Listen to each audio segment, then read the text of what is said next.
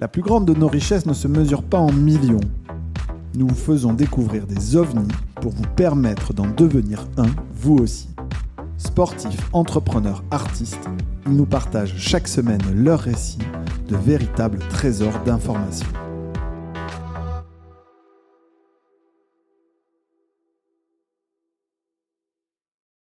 Salut Arbia, ça va ? Salut Arnaud, Salut Jonathan. Salut Arnaud, salut Arbia. Salut. Bon, on est là pour parler de toi, John, mais tu as un parcours d'entrepreneur tellement incroyable que j'ai décidé de faire appel à un joker et que Arbia, j'ai fait un appel à un ami en fait, c'est ça ? C'est ça. Et que Arbia vienne m'aider à dresser un peu ton portrait. Le concept du podcast OVNI, c'est assez simple. On met en avant notre communauté, les souscripteurs de nos fonds, les boîtes qu'on a financées, des gens qu'on aime bien, des sportifs, des artistes. Et on leur permet de parler un peu de leur parcours et de diffuser un peu ce qu'ils ont appris avec toutes ces années d'entrepreneurs. On peut enlever les casques si vous voulez, si vous entendez bien, on n'est pas obligé de les garder. C'est beaucoup plus sympa pour les gens qui nous regardent et qui nous écoutent pas sur les plateformes Apple, Spotify ou Deezer. Donc, on rentre dans le vif du sujet. John, ça fait 20 ans que tu entreprends. T'es l'école Lean, Bootstrap. T'as tout fait tout seul, un peu comme un autodidacte. Est-ce que tu peux te présenter pour les gens qui ne te connaissent pas et qui nous écoutent et parler de JV Web, une entreprise qui porte ton nom, qui plus est ? Ouais, moi c'est Jonathan, j'ai 43 ans, je suis pacsé, j'ai un petit qui a 2 ans et demi, et puis j'habite Montpellier principalement. C'est comme ça qu'on s'est rencontrés d'ailleurs. JV Web ? Ouais, JV Web, JV Web, qu'est-ce qu'on fait ? On est une agence qui optimise le média, Google, Facebook Ads, les réseaux sociaux, et on est là pour rapporter des ventes, rapporter du chiffre d'affaires et surtout rapporter le EBITDA et le faire grossir à nos clients en fait. Bon, Arbia, toi, tout le monde te connaît, mais est-ce que tu peux expliquer peut-être d'où tu connais Jonathan et comment vous vous êtes rencontrés et pourquoi je t'ai appelé en dernière minute pour venir me prêter main forte ? Ouais, j'essaie de me rappeler à quel moment, mais je pense que c'était dans un voyage G20 entrepreneur en Australie, voilà, à Sydney. Donc vraiment un autre monde, un autre temps aussi, il y a très longtemps, je ne sais plus à combien de temps, 10 2014. ans. 10 ans l'année prochaine. Voilà, 10 ans presque, c'est hallucinant. Et déjà, le cadre, en fait, c'est très informel. Donc, en fait, on se tape des intros, en fait, très informelles. On n'est pas dans un cadre, en fait, pro. On est tous coincés comme jamais, enfin, à part pendant les conférences. Et je pense que ça a commencé par des conneries, quoi. Enfin, comme d'habitude, John, c'est un mec qui lance des jokes à tout va. Sourire, t'es plutôt connu pour ça. Oui, je pense que en plus il est taquin, donc je ne sais plus, mais je me rappelle. Je pense que la première blague, c'est un truc qui m'a pas plu, tu vois, genre c'est quoi cet accent de merde ou un truc comme ça, tu vois. C'est vrai, non. Et c'est là où en fait ça a cliqué avec John, quoi. À partir de là, un mec en tout cas souriant, et quand il se présentait ou quand il s'est présenté en me disant ouais, ça fait des années que j'ai ma boîte, moi la petite John qui venait tout juste en fait de lancer ma première boîte, bien sûr ça m'impressionnait énormément, et surtout quand on rentre un peu plus dans le détail de sa boîte. Tu peux raconter à nos auditeurs quelle était ta première boîte et puis peut-être quelle est ta boîte actuelle dont on entend beaucoup parler. Ouais, ma première boîte, c'était Carnet de mode. C'était une marketplace internationale pour les marques. Donc, j'étais plutôt en B2C. Et donc, ça m'intéressait de parler justement de SEO, SEA, SEM dans tous les sens avec un gars qui fait que ça. Pour les gens qui nous écoutent, Jonathan, SEO, SEA... Référencement naturel, Google Ads et Social Ads. Tout à fait. Donc déjà, en fait, il y avait une sorte d'intérêt business à parler à ce gars devant moi quand on se présentait. Et donc cette boîte-là, je l'ai cédée en 2017. Et là, j'ai monté une nouvelle boîte FinTech, cette fois-ci B2B, très différente, qui permet en fait aux gens d'accéder à leur salaire gagné quand ils le souhaitent. Donc ce qu'on appelle du salaire à la demande, avec de l'éducation financière pour améliorer leur bien-être financier, vendu en B2B2C. Et c'est là, pareil, où j'ai fait appel en fait à JV Web, donc premier call. Maintenant on se met sur du SEO, SEA et B2B. Tu vas m'aider justement à optimiser tout ça et à ramener le maximum de leads, surtout sur un marché qu'on créait. Donc il y avait quand même des challenges assez importants. Donc je travaille avec sa boîte depuis. Depuis longtemps. Donc ça, Jonathan, toi, c'est un peu ta martingale, sans faire la promo des autres podcasts concurrents, confrères de la maison Orso Média. Aider les gens à renforcer leur présence sur le web, à acquérir, faire venir du trafic. Et ça fait 20 ans que tu fais ça. Ça fait 20 ans que tu es dans la tech, dans le web, même un peu plus. Exact, ça fait 20 ans et les pratiques n'ont pas changé. C'est-à-dire, c'est toujours amener ce trafic, amener du trafic qualifié, amener du trafic qui va acheter, qui va s'inscrire, qui va transformer et puis qui, au final, du coup, va permettre de réaliser du chiffre d'affaires.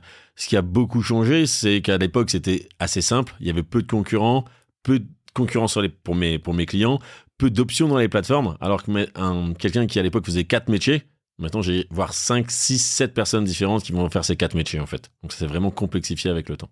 Et donc, toi, ton aventure entrepreneuriale, est-ce que tu peux donner un peu les chiffres clés? Donc, tu disais 2014, premier contact avec John. Moi, je pense que c'est à peu près pareil. Ça fait une dizaine d'années. La boîte était déjà grosse. Je pense que vous étiez déjà 30 ou 40. Mais ouais, vous avez commencé, tu étais seul et puis petit à petit, tu as recruté. Ouais, moi, j'ai même commencé au lycée. J'ai créé mes premiers sites dans les sonneries logos. Alors, pour les plus vieux d'entre nous, vous avez un 3310. À l'époque, on pouvait envoyer des SMS surtaxés ou appeler des numéros aux audiotels. J'avais un site où je me référençais sur l'ICOST, Altavista. Je touchais 1 euro par appel et c'est ce qui m'a payé à moi mon 8210 pour ceux qui connaissent. Et puis je suis resté là-dedans. Ça a financé toutes mes études. Je m'amusais le soir à publier mes sites sur Internet et ça me faisait des visiteurs, ça me faisait quelques francs puis des euros.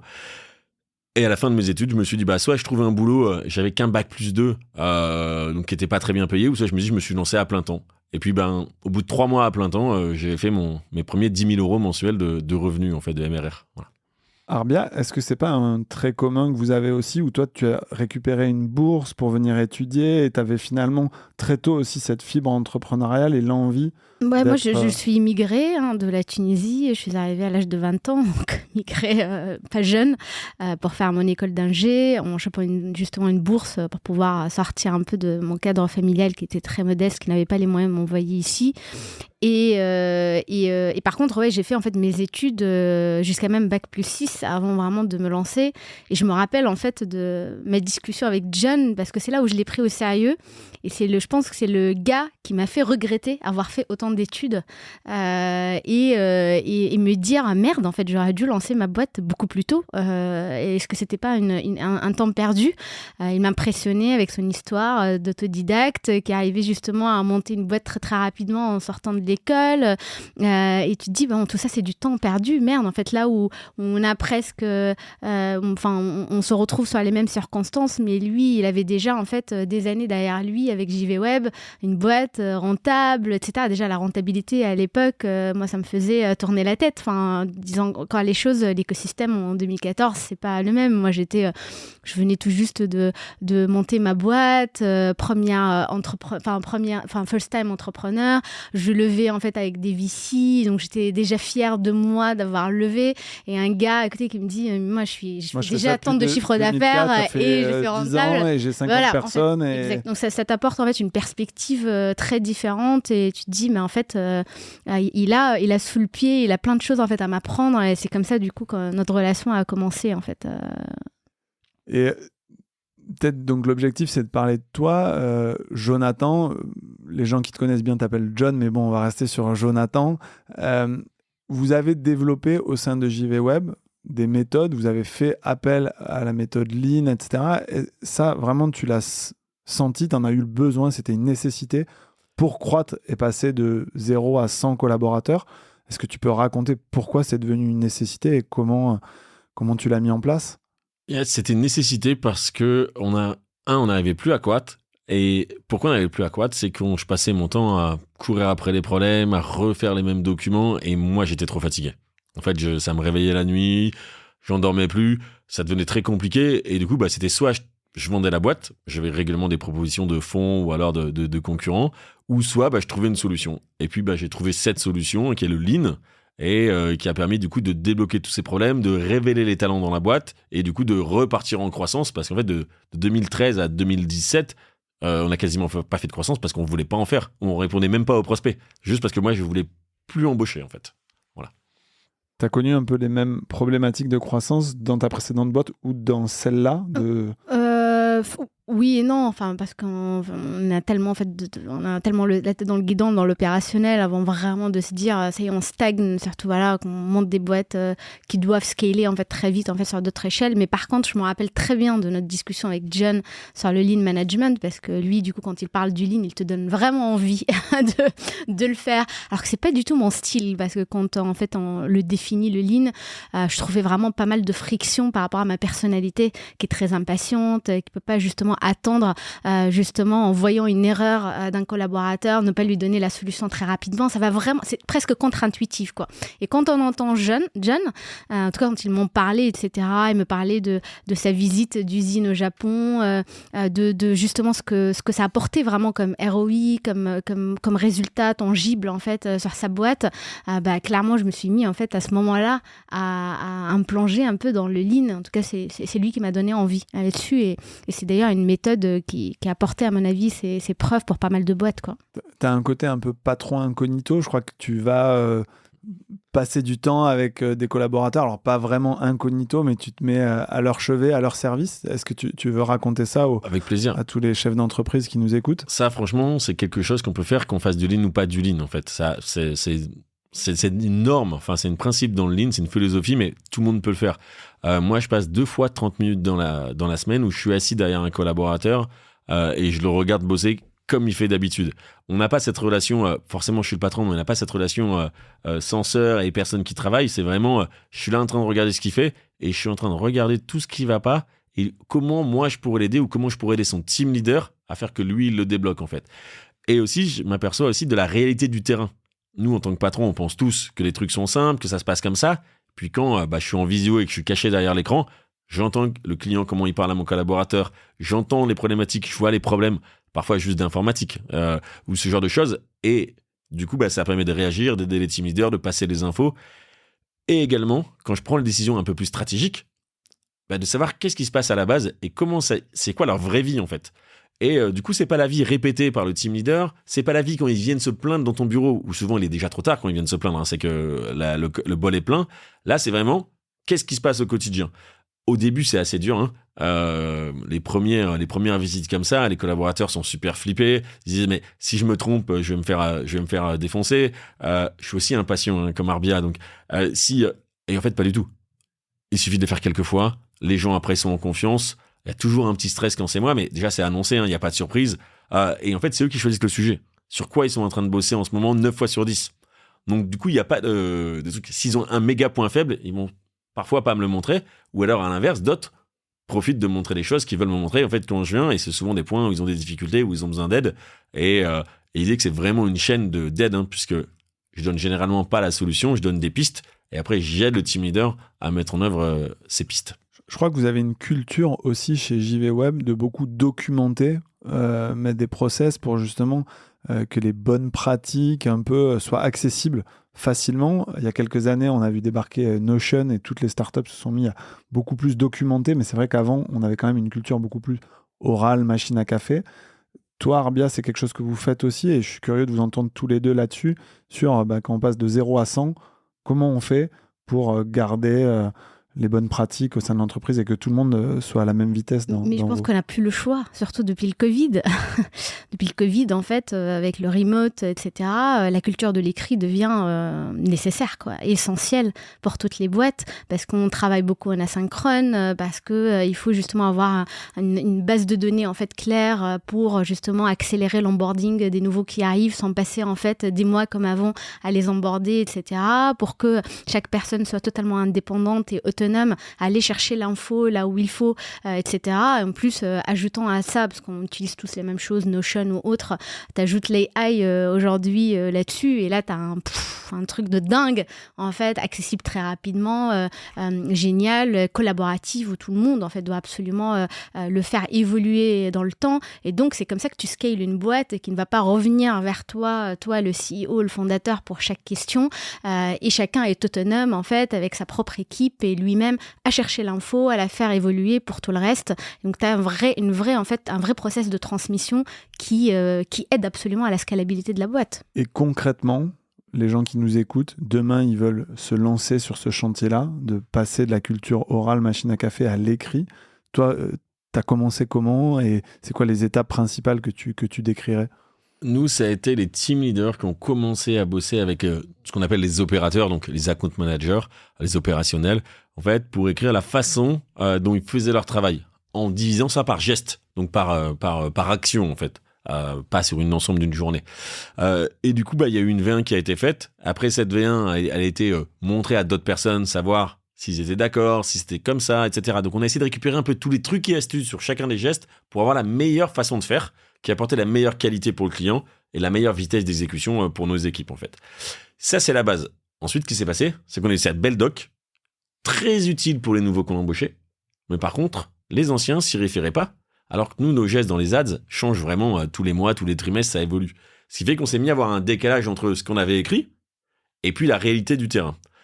À ce moment-là, on a nommé quelqu'un qui s'appelle Colin chez nous et qui est à mi-temps pour maintenir, en fait, que la réalité des gestes soit vraiment la façon dont on les fait. Donc nous, nos procédures, on appelle ça un standard, c'est la vérité vraie et c'est la meilleure façon de faire. Souvent, une procédure, c'est assez fixe, clique là, fais ci, enchaîne comme ça. Nous, un standard, c'est quoi les points clés à chaque étape et pourquoi ça, c'est un point clé. Mais on ne dit pas où cliquer, on ne te dit pas exactement comment faire, etc. On veut que la personne qui applique ait la jugeote et du libre arbitre. Parce que du coup, les clients, on travaille avec toute taille de clients. Parfois, nos clients peuvent être un peu concurrents dans le même secteur. Mais en fonction, si c'est une boîte qui investit 100 000 euros à l'année, 1 million ou 10 000 euros, en fait, on ne met pas du tout les campagnes pareilles.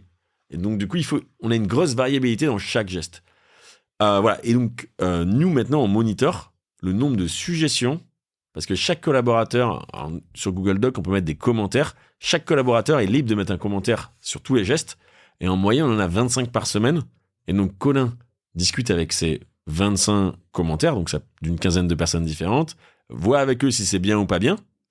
S'ils pensent que c'est bien, ils l'intègrent dans les standards. Et ensuite, on va former tous les collaborateurs qui font geste, en fait.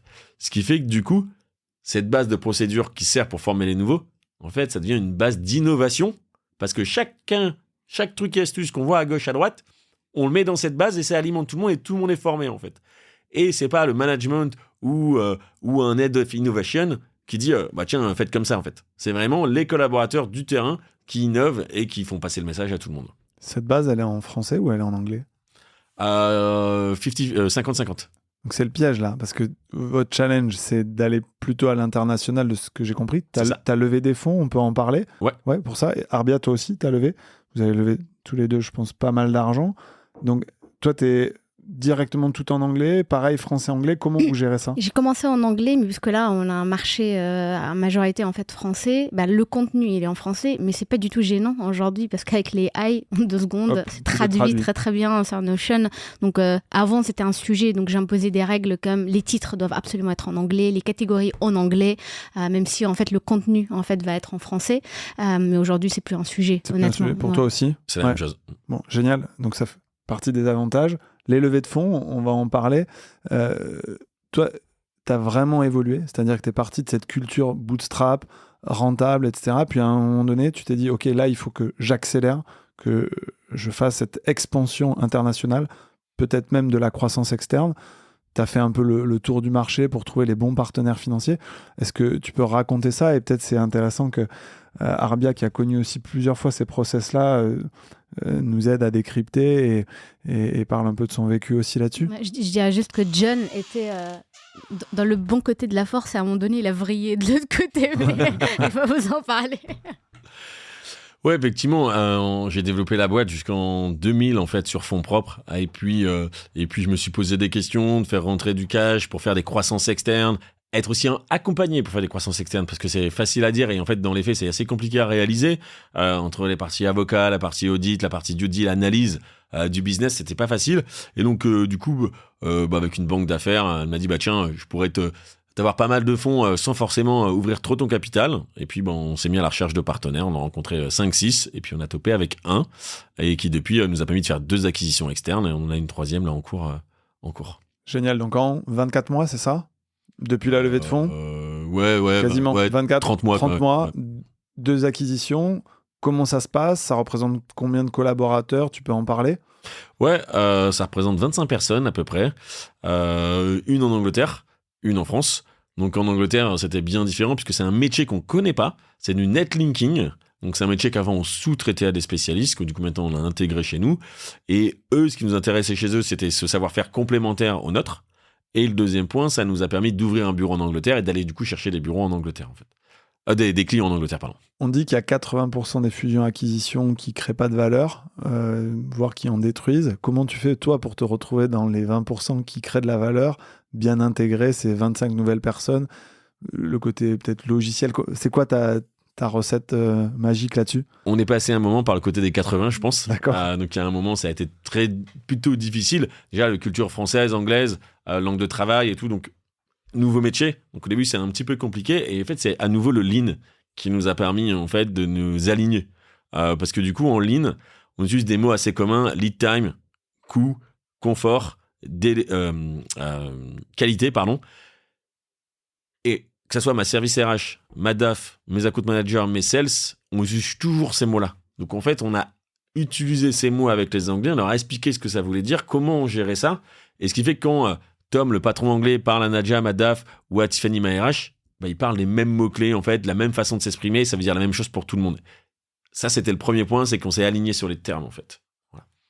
Toi, de ton côté, Arbia, tu as ce challenge aussi pour croître, peut-être à un moment donné, de t'appuyer sur des leaders européens, locaux, qui ont fait la même chose que toi dans leur pays et de devenir l'acteur qui va consolider tout ça. Tu vas suivre un peu ses pas, tu lui demandes des conseils, comment...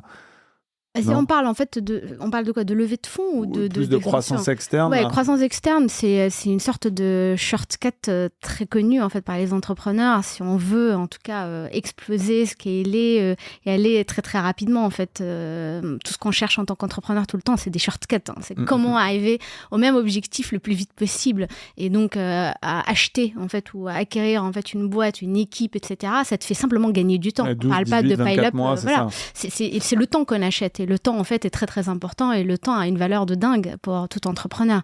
Après, oui, il y a bien sûr des inconvénients, comme toute chose, entre créer sa propre, on va dire, team de zéro et racheter une boîte, l'intégrer, etc. Il faut que les planètes s'alignent, il faut que le fit soit là, il faut qu'on fait presque se tromper 2-3 fois avant de savoir comment faire une bonne intégration.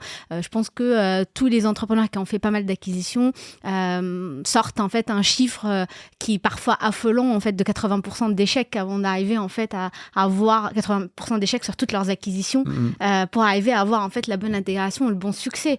Donc clairement, c'est pas quelque chose de facile, mais c'est un shortcut en tout cas on sait très bien l'utiliser et le faire de la bonne manière. Putain, ça te fait gagner des années. Donc ça, c'est un de tes enjeux, toi, typiquement? Clairement, parce que nous, en fait, la vision de Rosalie, c'est de devenir rapidement le leader européen du bien-être financier des collaborateurs. Donc ça passera par là. Donc l'Europe, c'est je prouve le marché, en fait, quelque part. Donc je suis en train de le faire en France. Et ensuite, en fait, justement, scaler très, très rapidement sur les autres marchés. Je suis en train de le faire aujourd'hui avec mes clients qui sont français, mais puisqu'ils sont des grandes entreprises, elles ont des filiales un peu partout en Europe. Donc ce qui me permet, en fait, de tester les marchés sans risque, sans recruter des équipes locales, etc. pour voir est-ce que la culture du salaire à la demande peut passer, est-ce que le time to market est bon, etc. Et à ce moment-là, quand on a la certitude, se dire build or buy, c'est la question qu'on se pose. Est-ce que justement je recrute une équipe justement locale qui va aller chercher des boîtes locales qui vont s'ajouter à ces clients que j'ai déjà de la France vers ces pays-là, ou est-ce qu'il y a déjà des équipes qui commencent à se monter, qui ont déjà un petit portefeuille de clients, qui ont la connaissance de mon marché et qui me feraient gagner en fait ces 24 mois peut-être de build. Et c'est là où tu dis, Jonathan, que les fonds, en général, en tout cas qui sont positionnés sur ce type d'aide et d'accompagnement-là pour les entrepreneurs, vont être utiles pour toi. C'est ce que tu as trouvé chez ton partenaire. On peut le citer, c'est Capital Croissance. Ouais, Guy Hubert et Eric m'ont beaucoup aidé déjà avec leur réseau. Ils reçoivent beaucoup d'affaires, donc c'est un réceptacle. Ensuite, avec leur screening, avec leur habitude, à chaque fois, leur première question, c'était pourquoi le dirigeant actuel veut vendre? Voilà. Moi, c'est pas forcément une question auquel j'aurais forcément pensé. Et même dans la réponse qu'ils apportent, eux, ils en font une autre lecture et ils me la complètent, en fait. Voilà. Donc ça, c'est des choses qui sont primordiales pour réussir la bonne acquisition. Moi, j'avais une question à te poser, finalement, avec toutes ces méthodes que tu as mis en place, ce côté très... on aide les collaborateurs à grandir au sein de JV Web. Est-ce que finalement, c'est pas l'équivalent de la Wild Code School ou ça que tu as envie de créer à une échelle plus européenne et finalement, JV Web, c'est en tout cas une des boutiques qui a formé énormément de gens au SEO, au SIA. On en retrouve à tous les postes dans plein de boîtes. Il y a une espèce de mafia autour de JV Web avec, je sais pas, peut-être 150, 200 collaborateurs qui sont passés, voire plus que ça. Non, comme 200 à peu près. 200. Et donc, ton ambition, c'est ça, c'est de créer un réseau européen. Ouais. T'as mis les pieds même en Chine, c'est ça? Ouais, on a eu un bureau en Chine pendant 4 ans, et puis le Covid nous a obligés à le fermer, puisqu'on pouvait plus y aller, donc ça devenait impossible à gérer à distance, la Chine. Mais oui, l'idée, c'est d'arriver à créer, en tout cas sur l'Europe de l'Ouest, vraiment un réseau de spécialistes de ces métiers, et que ce soit des gens qui soient actuellement chez moi, ou qui étaient chez moi, et qui vont partir, mais j'ai pas de souci, et qui diffusent ce savoir, puisque un de nos meilleurs sales, en fait, enfin nos meilleurs vendeurs, en fait, c'est mes anciens collabs. Qui parlent de nous, qui partent dans notre boîte, qui nous ramènent des clients. Donc du coup, créer ce réseau, et c'est pour ça qu'on essaye de faire en sorte que quand il y a des gens qui partent, qu'on parte en bon terme avec eux, en fait. Mais parce que on a un deal à la fin qui est sympa, peut-être pour eux, mais c'est surtout parce qu'en fait, durant toutes les années, ils se sont développés. Et moi, la cause de départ, j'ai la première, c'est en fait, je me suis éclaté chez JWeb. Ça m'a formé, parce que nous, on recrute 9 personnes sur 10 sortent de l'école quand ils nous rejoignent. Ça m'a appris plein de techniques, c'est génial, mais maintenant, en fait, je veux me lancer à mon compte, ou je vais être head of d'une grosse business unit, ou je vais être directeur e-commerce, et nous, on reste une agence, donc du coup, on peut pas leur offrir ce cadre de carrière, quoi. Arbia, toi qui le connais depuis 10 ans, c'est cette gentillesse, c'est quoi les clés? Alors, on n'est pas là non plus juste pour le brosser dans le sens du poil et lui faire des compliments, mais que les gens qui nous écoutent se disent qu'est-ce qui fait, quelles sont les qualités qui fait que Jonathan a réussi en 20 ans à créer cet empire du SEO, SIA et qu'il aide autant de clients à réussir sur Internet, finalement, à développer leur business? Je dirais déjà, c'est un super entrepreneur, très smart, très smart. Il a sous le pied énormément. Mais, c'est quoi pour toi smart? Comment smart parce que, après, c'est compliqué en fait à définir. Ça veut dire en fait qu'il y a des entrepreneurs cons et des entrepreneurs... Non, mais il y en a, regarde, moi je le vois en tant qu'ici, il y en a qui sont pas du tout à l'écoute, où tu te dis, moi je peux pas travailler avec eux. C'est même pas une question smart. Ouais, en fait, je dirais que ce qui le caractérise le plus, c'est l'humilité. Déjà, c'est vraiment quand on le voit comme ça, on se dit qu'est-ce qu'il va m'apprendre, il va me parler de SEA et SEO, et après quand il me dit qu'il est rentable, qu'il rachète des boîtes, etc., tu te sens vraiment petit à côté, et tu l'appelles pour prendre pas mal de conseils et apprendre pas mal de choses, et il le fait en fait avec une humilité de dingue. Donc il est généreux dans sa manière en tout cas d'aider, de partager. Donc il partage ses conseils sont avec les clients aussi. Je crois que tu es quand même souvent en présentation, encore aujourd'hui, tu es impliqué dans les dossiers. Est-ce que c'est ça la clé du succès? C'est-à-dire que même quand la boîte grandit, cet après-midi, tu faisais une presse sur un grand compte, j'espère que vous allez le gagner. C'est ça pour toi? Ouais, en fait, être sur le terrain. Sur le terrain. Être sur le terrain, ça ne veut pas dire être irremplaçable du tout. C'est vraiment savoir ce qui se passe partout. Et un dirigeant, de toute façon, ne peut pas être partout. Donc moi, je ne suis pas partout, en fait. Mais le fait de faire 2 fois une demi-heure de visite, tu picores un peu tout le temps et tu vois si ça glisse. Parce que toi, tu as l'habitude, tu connais bien ta boîte, tu sais ce que tu veux faire. Et donc, tu vois tout de suite si ça glisse. Et du coup, tu peux aider les gens à nouveau pour se redévelopper, pour refixer les erreurs, etc. Et puis, de l'autre côté, aller sur le terrain. Moi, je choisis mes combats. Et donc, mes combats, chez moi, j'appelle ça la flywheel, donc un peu la roue de l'énergie. C'est quoi les points qui peuvent faire grandir la boîte? Et c'est ces points-là que moi, je veux, et mon codir, on veut regarder, en fait. Donc, par exemple, pour moi, c'est les nouveaux clients. Donc, en fait, je veux forcément rencontrer et discuter au moins 1 ou 2 fois avec tous les nouveaux clients. Parce que quand j'ai cette discussion, et je parle pas avec l'opérationnel, généralement, je parle avec le N+1, voire le N+2, en fait, ils ont une image de JWeb qui peut les apporter beaucoup plus d'aide. Et ça permet à mon équipe de sales, après, de faire de l'upsell et de faire des ventes supplémentaires dans l'année qui suit, en fait. Voilà. Mais c'est mon choix à moi, il y a sûrement d'autres choix qui sont bons. Arbia, je vois l'heure qui tourne. Ouais. Je sais que tu as des contraintes et on pourra te libérer dès que tu le souhaites et continuer avec Jonathan. Je t'ai fait venir parce que justement, je trouvais ça intéressant de voir à quel point finalement les entrepreneurs peuvent être solidaires, peuvent venir s'appeler, se donner des conseils, etc. Typiquement, je sais que tu es impliqué dans France Digital. Est-ce que c'est ta volonté aussi? Tu es au board, hein, c'est ça? Non, je suis au board de French Tech. Tu es au board de French Tech.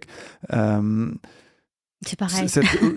En fait, ouais, c'est pareil. Non, mais comment vous trouvez le temps, tous les deux, de vous impliquer là-dessus en parallèle de vos boîtes? Je sais que toi, tu as été très impliqué dans le cercle des jeunes dirigeants, c'est ça, non? Où tu faisais des déplacements à l'étranger avec des jeunes cadres, des G20 d'entrepreneurs, des choses comme ça. Ouais, c'est ça en fait, ouais, dans le cadre du G20 et puis dans le cadre de l'ILF, l'Institut d'Île-de-France, ouais. C'est ça. Comment vous faites dans vos journées pour trouver ce temps-là et c'est quoi le moteur? Je ne sais pas. Le moteur, en tout cas, c'est partager. Ça, c'est clair. Le métier d'entrepreneur, ça peut être le métier le plus solo au monde, hein. On peut être très, très rapidement, en fait, tout seul. Et avoir, en fait, en tout cas, des gens dans le même mindset, qui vivent les mêmes contraintes, les mêmes challenges, avec qui, en tout cas, partager, avoir, en fait, un écho sincère et clair, quand on en a besoin, est très important, en fait, pour s'accompagner et se faire accompagner, en tout cas, pendant cette période qui peut être très solitaire, très difficile, surtout que on est des solo-entrepreneurs, quoi, des solo-founders. Oui, c'est vrai donc, que tous les deux, voilà, vous n'avez pas plusieurs associés. C'est ça, donc c'est assez compliqué, en fait, sur ces aventures, donc c'est encore plus dur. Et donc, ça fait partie, en fait, des choses. D'abord, s'impliquer. Pourquoi? Parce qu'il y a nos boîtes, clairement, pour régler, en fait, une problématique à laquelle on croit apporter de l'impact, en fait, dans la vie des gens. Mais aussi, on peut aussi partager, parce qu'on doit rendre, en fait, à l'écosystème ce qu'il nous donne. Parce que quand on le sollicite, il faut aussi donner, il faut être généreux pour recevoir. Tout ce qu'on sème, on le reçoit, et on est en mode vente tout le temps en tant qu'entrepreneur. On vend, en fait, on vend notre produit, on vend notre service, on le teste, et donc il faut donner aussi pour pouvoir vendre, tu vois, il faut acheter pour vendre. Le fait de donner, ça augmente un peu ta surface de chance, un peu l'aura autour Tout à fait. de ta société. Moi, je trouve que le plus important pour un fondateur, c'est créer des opportunités pour sa boîte. En fait, il ne doit pas être le meilleur dans sa boîte. Notre job, c'est justement s'entourer par des gens meilleurs que nous sur chaque, en fait, métier. C'est ça le bon équipage, en fait, dans un navire ou dans un bateau. Tu es le capitaine, en fait, et tu dois t'assurer justement de ouvrir le chemin, ouvrir les opportunités, s'assurer que les gens, ils ont ces opportunités-là pour cranter derrière. Et donc, ces opportunités peuvent venir du networking, peuvent venir, en fait, du réseau. Je pense que tous les entrepreneurs s'accorderont sur le fait que les premiers clients, pour tester, en tout cas, ton produit auquel personne n'y croit, c'est tes amis entrepreneurs. Et donc, ça commence par là. C'est les gens qui vont te faire les premiers feedbacks. C'est tes amis entrepreneurs. C'est des gens comme John, sur qui tu peux compter pour avoir un feedback qui est constructif, pour construire, en fait, le produit ensuite qui va être meilleur et le sortir sur le marché, etc. Donc, vous utilisez Rosalie chez JVWeb, ou vous l'avez poussé chez des clients? Pas encore? Ah bah tu devrais, là. Tu devrais. Là, t'es obligé t'es de obligé, là, c'est filmé, il est signé, mais pas installé. Bon, d'accord.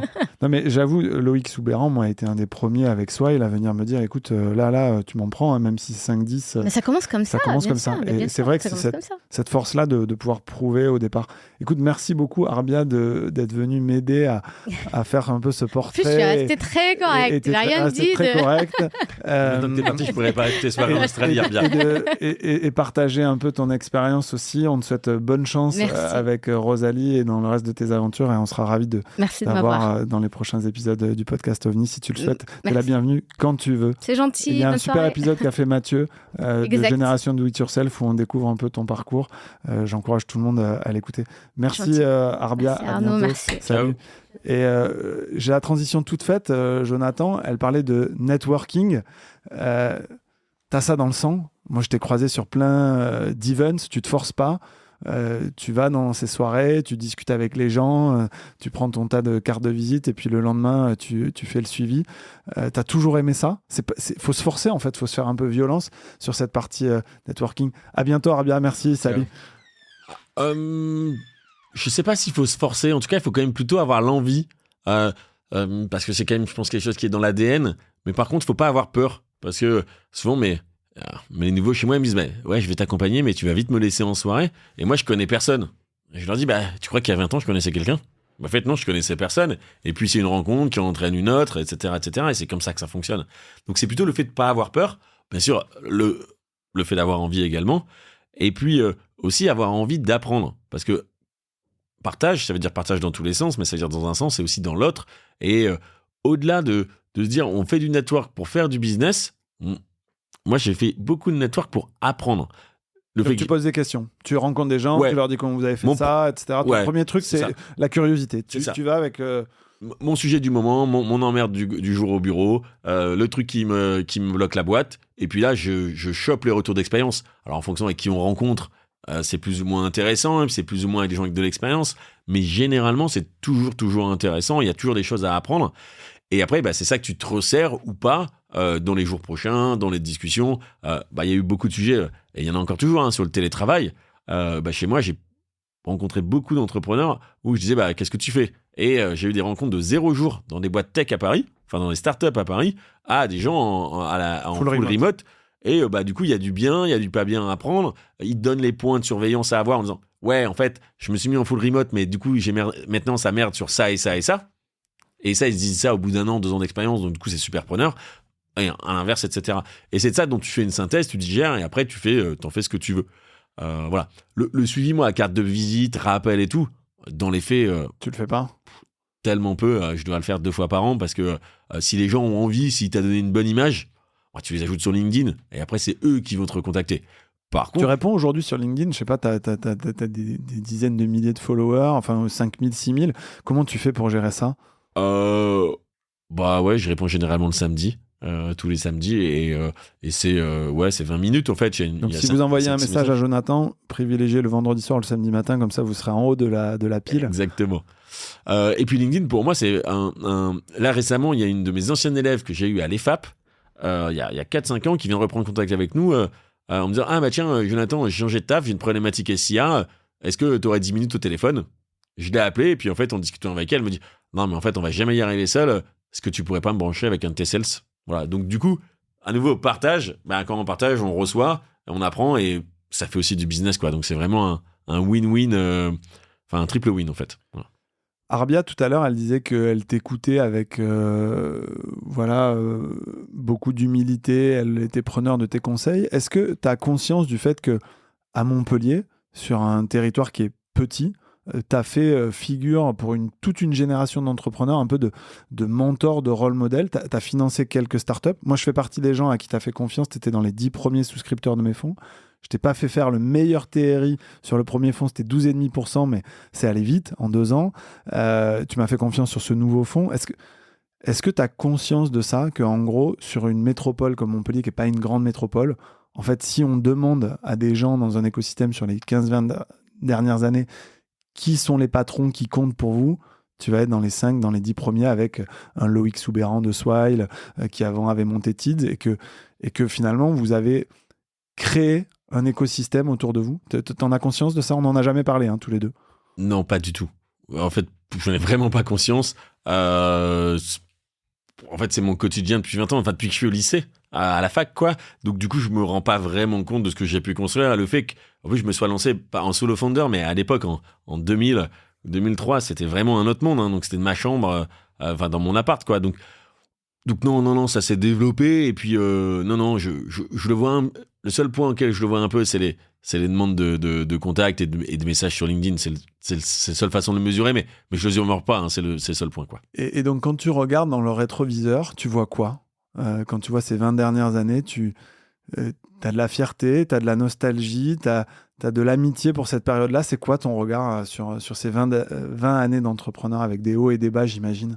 C'est assez contradictoire en fait. D'un côté, forcément fierté, comme Arbia, ma famille est jeune famille modeste avec 2 parents ouvriers.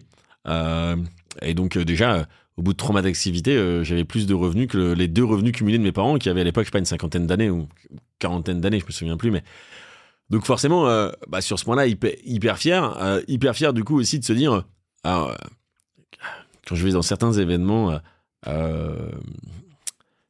Il arrive parfois que les gens se comparent les écoles. Donc moi, je peux pas jouer à ces jeux. Je joue à d'autres jeux comme la taille du chiffre d'affaires, du coup. Mais j'ai pas envie de jouer à ça. Mais du coup, en fait, hyper content que le côté ascenseur social fonctionne encore. Sans avoir levé de fonds, depuis le lycée, depuis la fac, avoir lancé une boîte qui maintenant emploie 100 personnes sur l'Europe et fait plus de 20 millions d'euros de chiffre d'affaires là en 2023. Du coup, c'est hyper cool. Et aussi d'avoir réussi dans le temps.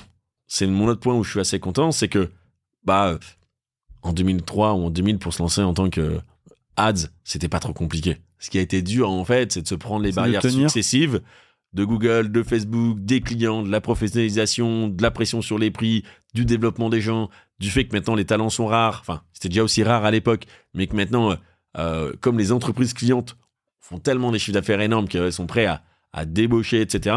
Bah, en fait, ce qui est cool, c'est d'avoir tenu dans le temps. Et ça, franchement, c'est hyper content. J'en suis hyper fier.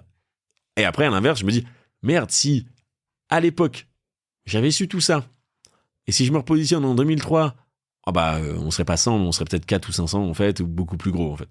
Mais, qu'est-ce que ça aurait changé à ma vie? Bah non, j'aurais toujours été paxé, toujours un gamin, et parce qu'au final... Et tu ferais toujours 10 minutes de vélo, c'est ton petit secret. Ça, Julien Coulomb, mon associé à un Walking Desk, mais je crois que toi, t'es tombé 1 ou 2 fois, donc toi, c'est plutôt vélo, c'est ça? Ouais, c'est ça, moi j'ai un vélo-chaise, et mon meilleur On vous post mettra LinkedIn... la référence d'ailleurs Ouais. du vélo-chaise de Jonathan dans l'épisode. C'est ça, mon meilleur post LinkedIn, c'est assez dingue. Ouais, j'ai un vélo-chaise et j'en fais... je fais plutôt 2 heures par jour, mais à une vitesse de 10-13 km/h, donc je vais jamais très vite parce que je veux pas être essoufflé durant les visios, mais ça me permet de me maintenir. Alors, c'est pas faire du sport, hein, c'est faire du mouvement, on va dire. Mais c'est sympa quand même. Quel conseil tu donnerais justement à Jonathan il y a 20 ans dans sa chambre d'étudiant quand il se lance et qu'il fait son premier million de chiffre d'affaires avec tout ce recul? Tu lui donnerais quoi comme conseil? Vois plus grand, parce que moi, vraiment, je me suis développé en disant, ah bah ouais, un client amène un autre client, voilà. Donc, vois L'ambition, tout de suite. plus de l'ambition et plus de démarche commerciale. Ok. On a commencé à prospecter en sortant, attention, en 2021. Donc en fait, entre 2004 et 2021, on n'a jamais prospecté en extérieur. Ça, clairement, c'était une erreur en fait. Et moi, je me disais, c'est pas grave, les clients viennent à nous, ça nous permet de faire 20%, 30% de croissance chaque année, ça suffit. Ouais, ça suffit, mais c'est peut-être dommage en fait. Alors, je parle pas de faire la progression ultra agressive et de créer et de lever 20 millions pour faire que ça, hein. Mais c'est dommage de pas l'avoir fait. Donc, et je regrette de pas l'avoir fait depuis peut-être 2005, 2006, 2007, quelque chose comme ça, quoi, en fait. Voilà. Si tu regardes loin devant, il se passera quoi après JV Web? JV Web, ça peut durer 5 ans, 10 ans, 15 ans, 20 ans. Tu as créé un navire qui est bien lancé. Et des fois, le navire, il change de capitaine, il change de direction, etc. Toi, tu es jeune. Tu as envie de faire quoi? Qu'est-ce qui te motive là sur les prochaines années? Ce qui me motive, c'est de continuer à faire grandir les gens et de voir des gens que j'ai recrutés chez moi, qui sortaient de l'école, savaient rien faire. Au bout de 3 ans, on les passe team leader. Au bout de 6 ans, ils peuvent évoluer encore sur d'autres missions encore plus stratégiques chez nous, ouvrir un pays, des choses comme ça. Donc ça, c'est cool, parce que du coup, c'est mes futurs capitaines, ou mes futurs aide-capitaines, je sais pas comment on appelle ça. Ça, c'est mon premier point. Et puis, le deuxième point, c'est de se dire que la boîte est autonome sans toi. Et je pense que là, c'est un point de... Alors, elle l'est jamais totalement, en fait, mais de se dire, tiens, au quotidien, il y a des gens qui font que ça délivre, que les clients soient satisfaits et que la direction est plutôt respectée, bah, c'est super. Ça veut dire que toi, tu peux encore passer plus de temps sur la partie M&A à l'étranger, sur la partie développement de projets stratégiques, des choses comme ça, et moins être à les suivre, en fait. Donc, tu as encore plein de choses à faire, tu t'éclates. Ouais. Et c'est ça ton moteur aujourd'hui chez JV Web? Ouais, c'est l'envie. C'est se dire, ça, on n'y arrive pas à le faire. Comment on se dit qu'en 3 mois, dans 6 mois, on va le faire? Voilà. Et ça, c'est franchement trop bien. Et puis aussi, faire la même chose. Je fais une journée par trimestre dans une autre boîte que la mienne. Alors, souvent des boîtes qui font plutôt de lean, parce que ça facilite les discussions, mais pas forcément. Donc là, cette année, en 2023, j'ai visité Chopard. J'ai visité, donc vous connaissez tous, hein, RSM, qui est un gros cabinet d'audit et comptable en France. J'ai visité Focus, les cheminées. Vous voyez, qui sont encore complètement sur une autre thématique. Et à chaque fois, j'en apprends plein de choses. Et j'en apprends plein de choses, mais c'est aussi un plaisir, une envie d'aller visiter, parce qu'on rencontre d'autres entrepreneurs qui ont des envies, qui développent, qui sont sur d'autres problématiques. Et du coup, ça te rebooste, ça te redonne de l'énergie. Et c'est ça que j'ai continué d'envie de faire, c'est d'aller encore plus vers l'extérieur, en fait, et sortir un peu de la boîte. Écoute, merci, John, déjà pour ton soutien ces dernières années. Ravi de t'avoir à bord de cette aventure OVNI. Je t'ai amené une petite casquette parce qu'effectivement, des patrons autodidactes comme toi qui réussissent, qui prennent le temps de partager, d'aider et qui véhiculent, je crois, ces valeurs aussi. Il y a beaucoup de valeurs communes qu'on retrouve tous les deux et avec toute cette communauté autour de nous. Je pense que c'est important. Voilà, j'espère que l'épisode vous aura plu. N'hésitez pas à nous mettre 5 étoiles sur toutes les plateformes, Google Podcast, Apple, Deezer, Spotify, YouTube, peu importe où vous nous écoutez et où vous regarderez cet épisode. Et si vous voulez contacter Jonathan, c'est les vendredis soirs ou les samedis matins. C'est à ce moment-là qu'il sera le plus réactif. Et si vous avez besoin de SEO, de SIA, qu'est-ce que j'oublie, de netlinking, de social ads, n'hésitez pas à aller voir Jonathan et ses équipes. C'est d'ailleurs grâce à toi que j'ai découvert le Business Manager Facebook il y a quelques années. Et je ne l'ai pas regretté parce que ça a bien boosté toutes les participations dans lesquelles j'avais investi, d'être parmi les premiers à bien maîtriser tous ces enjeux-là. Voilà, on a tenu le timing de 45-50 minutes. Merci à Arbia qui nous a quittés pour aller enchaîner sur une deuxième vie, une vie de parents. Et à bientôt tout le monde. Salut. Merci, ciao.